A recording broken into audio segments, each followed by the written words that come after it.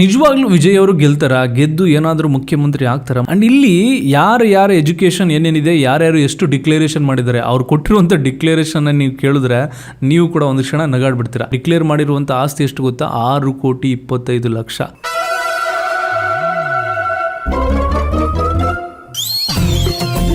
Shock ಆಯ್ತಾ? ಆಗಿರಲೇಬೇಕು. ಅಂದರೆ 45 ವರ್ಷಗಳ ಒಂದು ಕೆರಿಯರ್ ಇದೆ ರಾಜಕೀಯದಲ್ಲಿ. ಅವರ ಆಸ್ತಿ ಬಂದು 6,25,00,000. ಏಪ್ರಿಲ್ 23ನೇ ತಾರೀಕು ತಮಿಳುನಾಡಲ್ಲಿ ನಡೆದಿರುವಂತಹ ಈ ಎಲೆಕ್ಷನ್ ಇಡೀ ಇಂಡಿಯಾನೇ ತಿರುಗಿ ನೋಡುವಂತೆ ಮಾಡಿದೆ. ಯಾಕೆ ಅಂತಂದ್ರೆ ಸುಮಾರು 85% ಆಫ್ ವೋಟು ಅಲ್ಲಿ ಬಿದ್ದಿದೆ. ಅಂದ್ರೆ ತಮಿಳುನಾಡು ಹಿಸ್ಟ್ರಿನಲ್ಲೇ ಇಷ್ಟು ಪರ್ಸೆಂಟೇಜ್ ಆಫ್ ವೋಟು ಇದುವರೆಗೂ ಬಿದ್ದಿರ್ಲಿಲ್ವಂತೆ. 60 ವರ್ಷಗಳಿಂದ ಆಳ್ವಿಕೆ ಮಾಡ್ಕೊಂಡು ಬಂದಿರುವಂತ DMK ಮತ್ತೆ ADMK ಕೋಟೆಗೆ ಸ್ವಲ್ಪ ಸವಾಲನ್ನ ಒಡ್ಡೋದಿಕ್ಕೆ ಬಂದಿರುವಂತ ಒಂದು ಪಕ್ಷ ಯಾವುದು ಅಂತಂದ್ರೆ ಅದು TVK, ತಮಿಳಗ ವೆಟ್ರಿ ಕಳಗಂ. ಈ TVK ಪಕ್ಷ ಯಾರ್ದು ಅಂತ ನಿಮಗೆ ಗೊತ್ತಿರುತ್ತೆ. ಆ TVK ಪಕ್ಷವನ್ನ ನಡೆಸ್ತಿರುವಂತ ಇಳಿಯ ತಳಪತಿ ವಿಜಯ್ ತಮ್ಮ ಕೆರಿಯರ್ ನ ಉತ್ತುಂಗ, ಅಂದ್ರೆ like highly paid actor, south ಇಂಡಿಯಾದಲ್ಲಿ ಅಷ್ಟೇ ಅಲ್ಲ ಇಂಡಿಯಾದಲ್ಲಿ ಹೈಲಿ ಪೇಯ್ಡ್ ಆಕ್ಟರ್ ಆಗಿದ್ರು ಅವರ ಒಂದು ರೀಸೆಂಟ್ ಮೂವಿಗೆ. ಅಂತ ಒಬ್ಬ ವ್ಯಕ್ತಿ ತುಂಬಾ ಕೆರಿಯರ್ ಟಾಪ್ ಅಲ್ಲಿ ಇದ್ದಂತ ವ್ಯಕ್ತಿ ಅದನ್ನ ರಿಸೈನ್ ಮಾಡಿ, ಅಂದ್ರೆ ಅದನ್ನ ಪೂರ್ತಿ ಬಿಟ್ಬಿಟ್ಟು ರಾಜಕೀಯಕ್ಕೆ ಇಳಿತಾರೆ. ಈ ಎಲ್ಲ ವಿಚಾರಗಳನ್ನು ಈ ವಿಡಿಯೋದಲ್ಲಿ ಡಿಸ್ಕಸ್ ಮಾಡೋಣ. So let's get into Tamil Nadu election. ಈ ವಿಡಿಯೋಗೆ ನೀವೇನಾದರೂ ಹೊಸಬರಾಗಿದ್ದರೆ ಸಬ್ಸ್ಕ್ರೈಬ್ ಮಾಡ್ಕೊಳ್ಳಿ. ನಮ್ಮ ಸುತ್ತಮುತ್ತ ನಡೀತಿರುವಂಥ ಟ್ರೆಂಡಿಂಗ್ ಟಾಪಿಕ್ಗಳನ್ನ ನಿಮಗೆ ಅರ್ಥ ಆಗೋ ರೀತಿ ತಿಳಿಸುವಂಥ ಪ್ರಯತ್ನ ನಂದು. ನಮ್ಮ ಕನ್ನಡದಲ್ಲಿ ಒಂದು ರೀಲು ತುಂಬಾನೇ ವೈರಲ್ ಆಗಿತ್ತು. ಅದರಲ್ಲಿ ಒಬ್ರು ಒಂದು ಕ್ವಶನ್ ಕೇಳಿದ್ರು, ತಮಿಳುನಾಡಲ್ಲಿ ಇವಾಗ ವಿಜಯ್ ಬಂದಿದ್ದಾರೆ, ಆಂಧ್ರದಲ್ಲಿ ಆಲ್ರೆಡಿ ಪವನ್ ಕಲ್ಯಾಣ್ ಅವರು ಇದ್ದಾರೆ, ಈಗ ಕರ್ನಾಟಕದಲ್ಲಿ ಯಾರು ಬರಬೇಕು ಅನ್ನುವಂಥ ಒಂದು ಪ್ರಶ್ನೆಯನ್ನು ಹಾಕಿರ್ತಾರೆ. ಒಂದು ಇನ್ಸ್ಟಾಗ್ರಾಮ್ ರೀಲ್ ಅದು. ಅದರಲ್ಲಿ ಸುಮಾರು ಜನ ಕಮೆಂಟ್ ಹಾಕಿರ್ತಾರೆ. ಆ ಕಮೆಂಟ್ಗಳನ್ನೆಲ್ಲ ನಾನು ಓದ್ತಾ ಇದ್ದೆ, ಯಾರಿಗೆ ಬಂದಿರಬಹುದು ಅಂತ ಹೇಳ್ಬಿಟ್ಟು. ಇವಾಗ ನೀವು ಗೆಸ್ ಮಾಡಿ ಯಾರ ಒಂದು ಕಮೆಂಟ್ ನ ಹಾಕಿದ್ದಾರೆ ತುಂಬಾ ಜನಗಳು ಅಂತ ಹೇಳ್ಬಿಟ್ಟು. ನೀವುಗಳು ತಮಿಳುನಾಡನ್ನ ಅರ್ಥ ಮಾಡ್ಕೋಬೇಕು ಅಂತಂದ್ರೆ ಅದರ ಹಿಸ್ಟ್ರಿಯನ್ನ ಅರ್ಥ ಮಾಡ್ಕೋಬೇಕು. ತಮಿಳುನಾಡಿನ ರಾಜಕೀಯವನ್ನು ಅರ್ಥ ಮಾಡ್ಕೋಬೇಕು ಅಂದ್ರೆ ರಾಜಕೀಯದ ಹಿಸ್ಟ್ರಿಯನ್ನ ಅರ್ಥ ಮಾಡ್ಕೋಬೇಕು. ಅದೇ ರೀತಿ 1967ರಲ್ಲಿ DMK ಮತ್ತೆ AIDMK ಈ ಎರಡೇ ಪಕ್ಷಗಳು ಹುಟ್ಕೊಂಡಿದ್ದು. ಆ ಎರಡೇ ಪಕ್ಷಗಳು ಇವತ್ತಿನವರೆಗೂ ಹೈಲಿ ಅಂದ್ರೆ ತುಂಬಾನೇ ರೂಲ್ ಮಾಡ್ಕೊಂಡು ಬಂದಿರುವಂತ ಪಕ್ಷಗಳು. DMK ನ ಸ್ಥಾಪನೆ ಮಾಡಿದ್ದು ಪೆರಿಯಾರ್ ಮತ್ತೆ ಅಣ್ಣಾದೊರೈ 1949ರಲ್ಲಿ. AIDMK ನ ಸ್ಥಾಪನೆ ಮಾಡಿದ್ದು MGR. ಯಾರು MGR ಅಂತ ನಿಮಗೆ ಗೊತ್ತಿರುತ್ತೆ.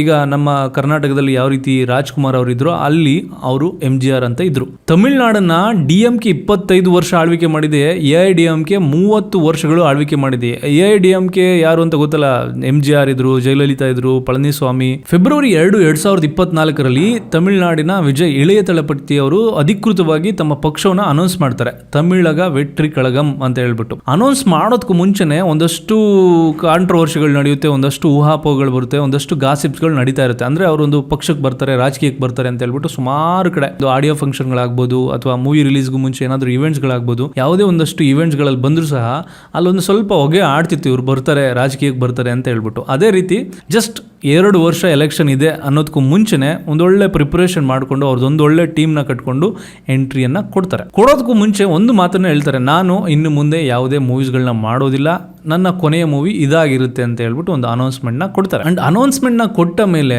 ಅವರು ಸುಮಾರು ಕಡೆ ಈ ಸ್ಪೀಚ್ಗಳನ್ನ ಕೊಡ್ತಾ ಇರ್ತಾರೆ. ಒಂದು ಕಡೆ ತುಂಬ ದೊಡ್ಡ ಹಿಸ್ಟ್ರಿ ಆಗುತ್ತೆ. ಆ ಸ್ಪೀಚ್ ಕೊಡಬೇಕಾದ್ರೆ ಎಷ್ಟೋ ಲಕ್ಷ ಜನಗಳು ಸೇರಿರ್ತಾರೆ. ಅಲ್ಲಿ ಸೇರಿರುವಂಥ ಜನಗಳ ಸಂಖ್ಯೆಯನ್ನು ನೋಡಿ ಆಲ್ ಓವರ್ ಇಂಡಿಯಾ ಮಾತಾಗುತ್ತೆ. ಯಾಕೆ ಅಂತಂದರೆ ಅಷ್ಟೊಂದು ಜನ ಒಬ್ಬ ವ್ಯಕ್ತಿಗೋಸ್ಕರ ಸೇರಿದಾರಲ್ಲ ಅಂತ ಹೇಳ್ಬಿಟ್ಟು. ಇಲ್ಲಿ ಇನ್ನೊಂದು ಸೈಕಾಲಜಿ ಅರ್ಥ ಮಾಡ್ಕೊಳ್ಳಿ, ಅಲ್ಲಿ ಜನ ಸೇರಿದ್ದಾರೆ ಅನ್ನೋ ಕಾರಣಕ್ಕೆ ಎಲ್ಲರೂ ಓಟ್ ಹಾಕ್ಬಿಡ್ತಾರೆ ಅಂತಲ್ಲ. ಮುಂದೆ ಹೋಗ್ತಾ ಹೋಗ್ತಾ ಇದನ್ನ ಡಿಸ್ಕಸ್ ಮಾಡೋಣ. TVK ಯಾವಾಗ ತಮಿಳುನಾಡಲ್ಲಿ ಅಫಿಷಿಯಲಿ ನಾನು ಕಂಟೆಂಟ್ ಮಾಡ್ತೀನಿ ಈ ಎಲೆಕ್ಷನ್ಗೆ 2026 ಎಲೆಕ್ಷನ್ಗೆ ಅಂತ ಹೇಳ್ಬಿಟ್ಟು ಪ್ರಿಪರೇಷನ್ ಮಾಡಿಕೊಂಡು ಯಾವಾಗ ಇವರು ಒಂದಷ್ಟು ಸ್ಪೀಚ್ಗಳನ್ನ ಮಾಡ್ತಾ ಇರ್ತಾರೆ, ಅವ್ರದೇ ಆದಂತ ಒಂದಷ್ಟು ಪ್ರಣಾಳಿಕೆಗಳನ್ನ ರೆಡಿ ಮಾಡ್ಕೊತಾ ಇರ್ತಾರೆ, ಆ ಟೈಮಲ್ಲಿ ಇವ್ರಿಗಳಿಗೆಲ್ಲ ಒಂದಷ್ಟು ಆಫರ್ ಬರುತ್ತಂತೆ. ಅವ್ರುಗಳೇ ಹೇಳಿರುವಂತದ್ದು ಆಫರ್ ಬರುತ್ತಂತೆ. ಯಾರ ಕಡೆಯಿಂದ? ನಮ್ಮ ಸೆಂಟ್ರಲ್ ಗವರ್ನಮೆಂಟ್ ಅಲ್ಲಿ ಯಾವ್ಯಾವ ಪಕ್ಷಗಳಿದೆ, 2 ಪಕ್ಷಗಳ ಕಡೆಯಿಂದ. ಬಟ್ ಇಲ್ಲಿ ತಮಿಳುನಾಡು ರಾಜಕೀಯದಲ್ಲಿ ನೀವು ಅಂಡರ್ಸ್ಟ್ಯಾಂಡ್ ಮಾಡ್ಕೋಬೇಕಾಗಿರೋದು ಏನಂದ್ರೆ, ಅವರು ಕೇಂದ್ರದ ಯಾವುದೇ ಒಂದಷ್ಟು ಪಕ್ಷಗಳು ತಮ್ಮ ಊರಲ್ಲಿ ಬಂದು ಹೆಸರು ಮಾಡೋದು ಅವ್ರಿಗೆ ಇಷ್ಟನೇ ಇಲ್ಲ. ಇಂಡೈರೆಕ್ಟ್ಲಿ ಅವ್ರಿಗೆ ಸಪೋರ್ಟ್ ಮಾಡ್ತಿರ್ಬೋದು, DMK ಒಂದು ಪಕ್ಷಕ್ಕೆ ಅಥವಾ AIDMK ಒಂದು ಪಕ್ಷಕ್ಕೆ ಸಪೋರ್ಟ್ ಮಾಡ್ತಿರ್ಬೋದು.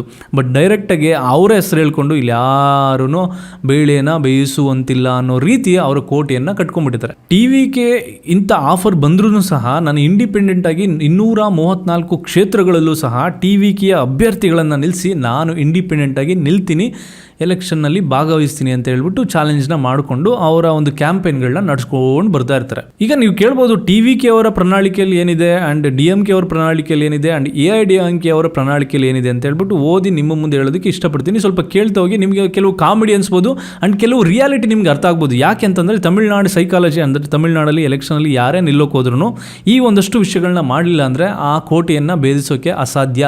ಯಾಕೆ ಅಂತಂದರೆ ಇದಕ್ಕೂ ಮುಂಚೆ ತಮಿಳ್ನಾಡಲ್ಲಿ ಸೂಪರ್ ಸ್ಟಾರ್ ರಜನಿಕಾಂತ್ ಅವರು ಒಂದು ಪಕ್ಷವನ್ನು ಕಟ್ತಾರೆ, ಕೈ ಸುಟ್ಕೊತಾರೆ. ಅದಾದ ನಂತರ ಕಮಲ್ ಹಾಸನ್ ಅವರು ಒಂದು ಪಕ್ಷವನ್ನು ಕಟ್ತಾರೆ, ಕೈ ಸುಟ್ಕೊತಾರೆ.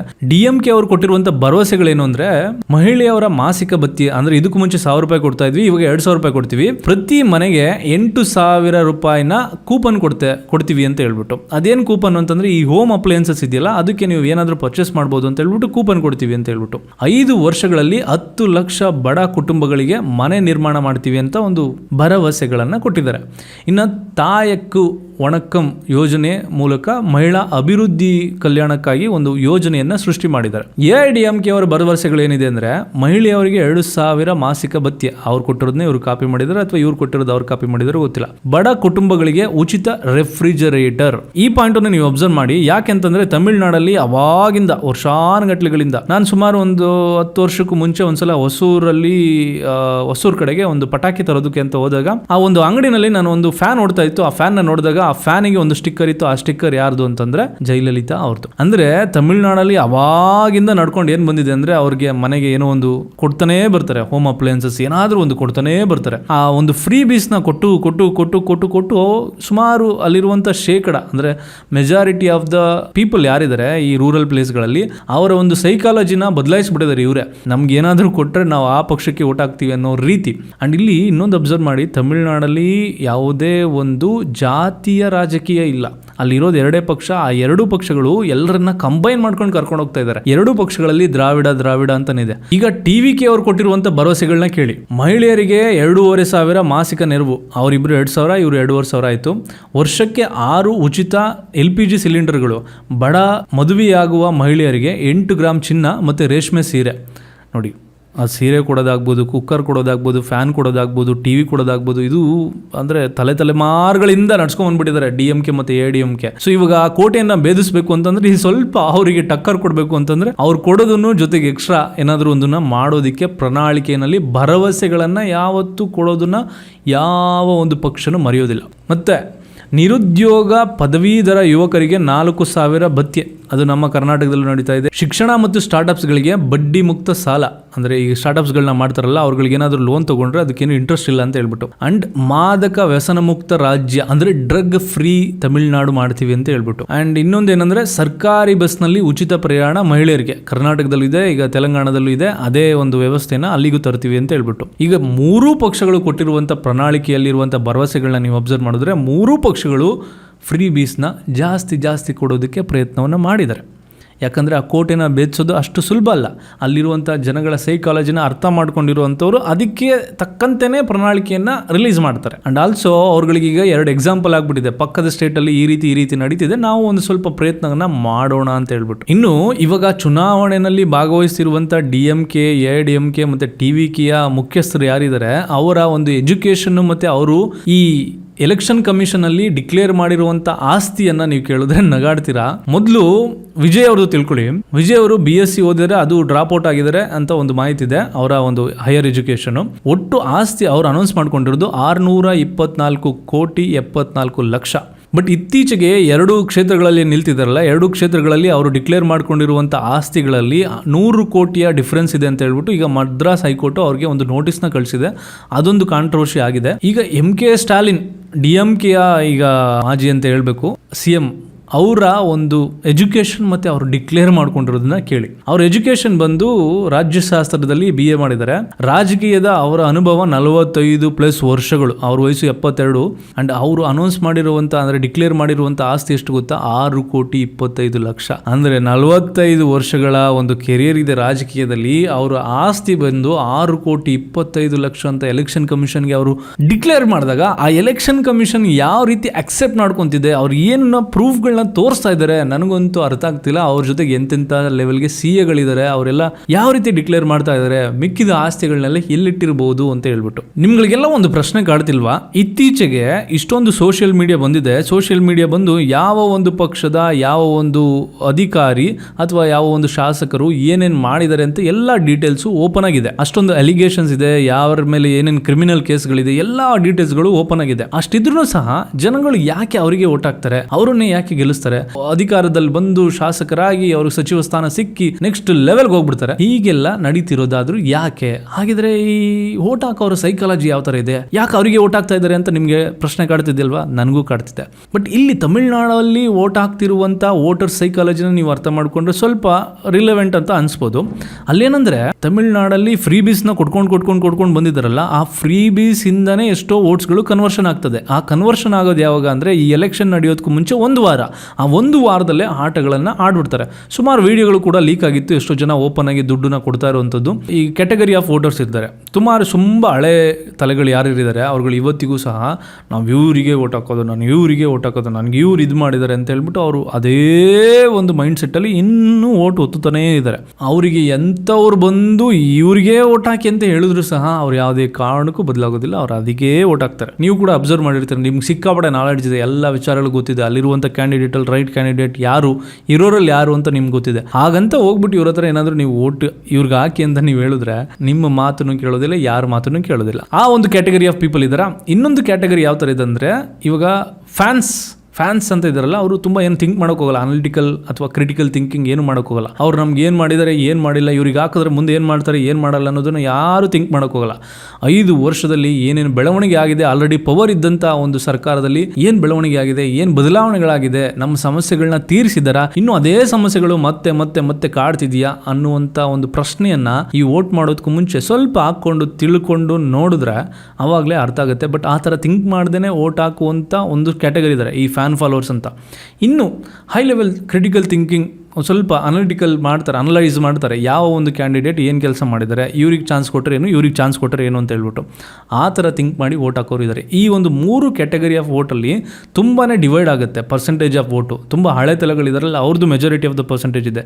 ಈ ಮಿಡ್ಡಲ್ಲಿ ಇದ್ದಾರೆ ನೋಡಿ ಫ್ಯಾನ್ಸ್ ಅಂತ ಹೇಳ್ಬಿಟ್ಟು, ಅವ್ರದ್ದು ಒಂದು ಪರ್ಸೆಂಟೇಜ್ ಇದೆ. ಅಂದರೆ ಇವಾಗ ಫಾರ್ ಎಕ್ಸಾಂಪಲ್ TVK ತಮಿಳ್ನಾಡಲ್ಲಿ ವಿಜಯ್ ಅವ್ರ ಫ್ಯಾನ್ಸ್ಗಳು ಸಿಕ್ಕಾಪಟ್ಟೆ ಜನ ಇದ್ದಾರೆ. ಫಸ್ಟ್ ಟೈಮ್ ವೋಟರ್ಸ್ ಯಾರಿದ್ದಾರೆ, ಯಂಗ್ಸ್ಟರ್ಸ್ಗಳು ಯಾರಿದ್ದಾರೆ, ಅವ್ರುಗಳನ್ನೆಲ್ಲ TVK ಅವರು ಸೆಳೆದ್ಬಿಟ್ಟಿದ್ದಾರೆ. ಯಾಕೆ ಅಂತಂದರೆ they are hard core fans. And also ಸ್ವಲ್ಪ ಈ ಒಂದು ಸೋಷಿಯಲ್ ಮೀಡಿಯಾ ಇದೆಯಲ್ಲ, ಸುಮಾರು 85,000 ಅಕೌಂಟ್ಸ್ಗಳಿದೆಯಂತೆ. ಯಾರ್ದು ಈ ವಿಜಯ್ ಅವ್ರದನ್ನ ರನ್ ಮಾಡೋದು, ವಿಜಯ್ ಅವರ ಫ್ಯಾನ್ಸ್ ಕ್ಲಬ್ ಇದೆಯಲ್ಲ, ಸುಮಾರು 85,000 ಅಕೌಂಟ್ಸ್ಗಳಿದೆಯಂತೆ. ಯೋಚನೆ ಮಾಡಿ, ಸೋಷಿಯಲ್ ಮೀಡಿಯಾನ ಅವ್ರು ಯಾವ ಲೆವೆಲ್ಗೆ ಕಂಟ್ರೋಲ್ ಮಾಡ್ತಿರ್ಬೋದು ಅಂತ ಹೇಳ್ಬಿಟ್ಟು. ಎಷ್ಟು ಪ್ರೈವೇಟ್ ಬಾಡಿಗಳು ಈ ಎಲೆಕ್ಷನ್ ನಡೆಯೋದಕ್ಕೂ ಮುಂಚೆನೇ ಒಂದಷ್ಟು ಸರ್ವೆಗಳನ್ನ ಮಾಡ್ತಾರೆ. ಆ ಸರ್ವೆಗಳು ಯಾವ ಥರ ಆಗಿರ್ಬೋದು, ಸೋಷಿಯಲ್ ಮೀಡಿಯಾದಲ್ಲಾಗಿರ್ಬೋದು ಅಥವಾ ಜನಗಳಿಗೆ ಹೋಗಿ ಕೇಳೋದಾಗಿರ್ಬೋದು, ಈ ಥರ ಎಲ್ಲ ಸಮೀಕ್ಷೆ ಮಾಡಿದ ನಂತರ ಒಂದು ಪರ್ಸೆಂಟೇಜ್, ಇವ್ರು ಇಂಥ ಪರ್ಸೆಂಟೇಜ್, DMK ಎಷ್ಟು, AIDMK ಎಷ್ಟು, TVK ಎಷ್ಟು ಅಂತ ಹೇಳ್ಬಿಟ್ಟು ಒಂದು ಪರ್ಸೆಂಟೇಜ್ನ ಅನೌನ್ಸ್ ಮಾಡ್ತಾರೆ.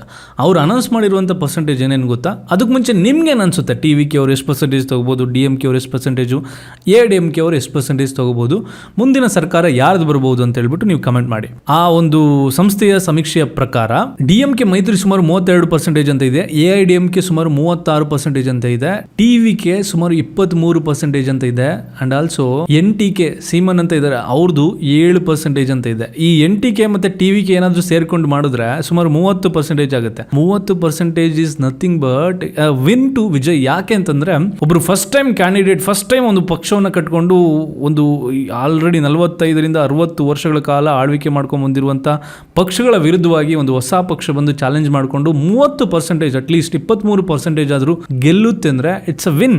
ಮುಂದಿನ 5 ವರ್ಷಗಳಲ್ಲಿ ಇವ್ರು ಇನ್ನೂ ಒಂದಷ್ಟು ಪ್ರಿಪರೇಷನ್ ಮಾಡಿಕೊಂಡು ಮುಂದೆ ಬರುವಂಥ ಎಲೆಕ್ಷನ್ಗೆ ಕಾಂಪೀಟ್ ಮಾಡಿದ್ರೆ ಆ ಒಂದು 23% ಇಂದ ಮೆಜಾರಿಟಿಗೆ ಹೋಗುವಂಥ ಸಾಧ್ಯತೆಗಳು ಜಾಸ್ತಿನೇ ಇದೆ. ಇನ್ನೊಂದು ಶಾಕಿಂಗ್ ನ್ಯೂಸ್ ಏನಂದ್ರೆ, ಈ ಎಲೆಕ್ಷನ್ ಕಮಿಷನ್ ತಮಿಳುನಾಡು ಎಲೆಕ್ಷನ್ ಅಲ್ಲಿ ಒಟ್ಟು ಸಿಕ್ಕಿರುವಂಥ ಮೊತ್ತ ಎಷ್ಟು ಗೊತ್ತಾ? 599 ಕೋಟಿಯನ್ನ ಅವರು ಕಲೆ ಹಾಕಿದ್ದಾರೆ. ಅಂದ್ರೆ ಮಿನಿಮಮ್ ಟ್ರಾನ್ಸಾಕ್ಷನ್ ಅಂತ ಇಡ್ತಾರೆ, ಈ ಎಲೆಕ್ಷನ್ ಟೈಮಲ್ಲಿ ದುಡ್ಡನ್ನ ಸಾಗಣೆ ಮಾಡೋಂಗಿಲ್ಲ ಅಂತ ಇರ್ತಾರೆ. ಯಾರಾದರೂ ಮೆಜಾರಿಟಿ ಆಫ್ ದ ದುಡ್ಡನ್ನ ಸಾಗಣೆ ಮಾಡಿದ್ರೆ ಅವರು ವಶಕ್ಕೆ ಪಡಿಸ್ಕೊತಾರೆ.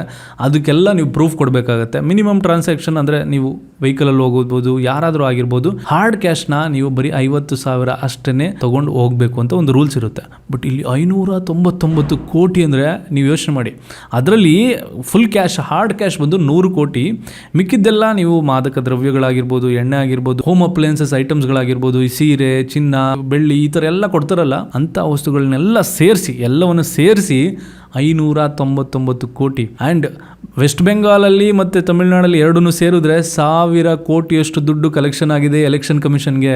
ನೋಡಿ, ದೊಡ್ಡ ಲಾಟ್ರಿ ಅಲ್ವಾ? ಜೋಕ್ಸ್ ಅಪಾರ್ಟ್, ಇನ್ನೊಂದು ವಿಷಯನ, ಇದೊಂದು ಕ್ರಿಟಿಕಲ್ ಆಗಿ ನೀವು ಯೋಚನೆ ಮಾಡಬೇಕು, ನೀವುಗಳೆಲ್ಲ. ಆ 599 ಕೋಟಿಯನ್ನು ಅವರು ಖರ್ಚು ಮಾಡ್ತಾ ಇರೋದು ಯಾರಿಗೆ? ಓಟ್ ಹಾಕ್ತಾ ಇರೋವಂಥವ್ರಿಗೆ. ಅಂದರೆ ಜನರಲ್ಲಿರುವಂಥ ಒಂದು ಪ್ರಜಾಪ್ರಭುತ್ವ ಹಾಳಾಗಿ ಹೋಗ್ತಿದೆ ಇವ್ರುಗಳಿಂದ. ಆ ಪ್ರಜಾಪ್ರಭುತ್ವ ಅನ್ನುವಂಥ ಒಂದು ಹೆಸರನ್ನ ಇಟ್ಕೊಂಡು ಇವ್ರುಗಳೇನು ಮಾಡ್ತಾ ಇದ್ದಾರೆ, ಓಟ್ಗಳನ್ನು ಖರೀದಿ ಮಾಡ್ತಾ ಇದ್ದಾರೆ. ಆ ಓಟ್ಗಳನ್ನು ಖರೀದಿಗೆ ಇಟ್ಟಿರುವಂಥ ಆ ವೋಟರ್ಸ್ಗಳು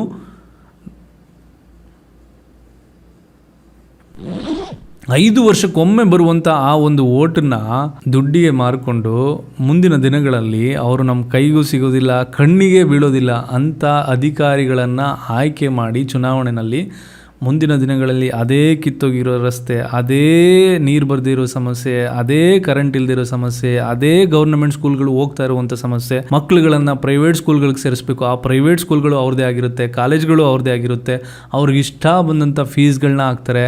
ಆರೋಗ್ಯ ಸಮಸ್ಯೆಗಳು ಬಂದರೆ ಗೌರ್ಮೆಂಟ್ ಹಾಸ್ಪಿಟಲ್ಗೆ ನೀವು ಹೋಗಿ ಗೌರ್ಮೆಂಟ್ ಹಾಸ್ಪಿಟಲ್ಗಳಲ್ಲಿ ಟ್ರೀಟ್ಮೆಂಟ್ನ ತೊಗೊಳಕ್ಕೆ ಆಗೋದೇ ಇಲ್ಲ. ಎಗೈನ್ ಪ್ರೈವೇಟ್ ಹಾಸ್ಪಿಟಲ್ಗಳಿಗೆ ಹೋಗಬೇಕು. ಆ ಒಂದಷ್ಟು ಪ್ರೈವೇಟ್ ಹಾಸ್ಪಿಟಲ್ಗಳು ಎಲ್ಲ ಈ ಮೆಜಾರಿಟಿ ಆಫ್ ದ ಪಾರ್ಟಿನಲ್ಲಿ ಯಾರ್ಯಾರು ಇರ್ತಾರೆ ಅವ್ರಗಳದೇ ಆಗಿರುತ್ತೆ. ಮತ್ತೆ ಅವರಿಗೆ ಓಟ್ ಹಾಕೋದು, ಜಸ್ಟ್ ಅವ್ರು ಕೊಡುವಂಥ 1,000, 2,000 what ever it may be. I don't know ಇದು ಯಾವಾಗ ಬದಲಾಗುತ್ತೋ ಗೊತ್ತಿಲ್ಲ. ಬಟ್ ಅಟ್ಲೀಸ್ಟ್ ನಮ್ಮ ಯಂಗ್ಸ್ಟರ್ಸ್ಗಳು ಆ ಒಂದು ಜಾತಿಯನ್ನು ಬಿಟ್ಟು ನಮಗಿರುವಂಥ ಓಟನ್ನು, ಧರ್ಮವನ್ನು ಬಿಡೋಕೆ ಹೋಗ್ಬಿಡಿ. ಈ ಮಾತನ್ನು ನೆನ್ಪಿಟ್ಕೊಳ್ಳಿ. Let me tell you once again, ಧರ್ಮದೊಳಗಿರುವಂಥ ಜಾತಿಯನ್ನು ಬಿಡೋದು ನಮ್ಗಳಿಗೆ ಒಳ್ಳೆಯದು, ಆದರೆ ಧರ್ಮವನ್ನು ಬಿಡೋದು ಒಳ್ಳೆಯದಲ್ಲ. ಮುಂದಿನ ದಿನಗಳಲ್ಲಿ ಇದೊಂದು ದೊಡ್ಡ ಚಾಲೆಂಜ್. ನಿಮಗೆ ಜಿಯೋ ಪಾಲಿಟಿಕ್ಸ್ನ ಅರ್ಥ ಮಾಡ್ಕೊಂಡಿರೋರಿಗೆ, ಅಂದರೆ ಈಗ ನಡೀತಿರುವಂಥ ಒಂದಷ್ಟು ಸನ್ನಿವೇಶಗಳನ್ನು ಅರ್ಥ ಮಾಡ್ಕೊಂಡವ್ರಿಗೆ ಅರ್ಥ ಆಗುತ್ತೆ. ಸೊ ಜಾತಿಯನ್ನು ಬಿಟ್ಟು, ಹಣವನ್ನು ಬಿಟ್ಟು ಇರುವಂಥ ಕ್ಯಾಂಡಿಡೇಟ್ಗಳಲ್ಲಿ ಯಾರು ಬೆಸ್ಟ್, ಯಾರಿಗೆ ಓಟ್ ಹಾಕಿದ್ರೆ ಯಾವ ಒಂದು ಬದಲಾವಣೆ ಬರ್ಬೋದು ಅನ್ನೋದು ನೀವು ಯೋಚನೆ ಮಾಡಿ ಓಟ್ ಹಾಕಿದ್ರೆ ಒಳ್ಳೆಯದು.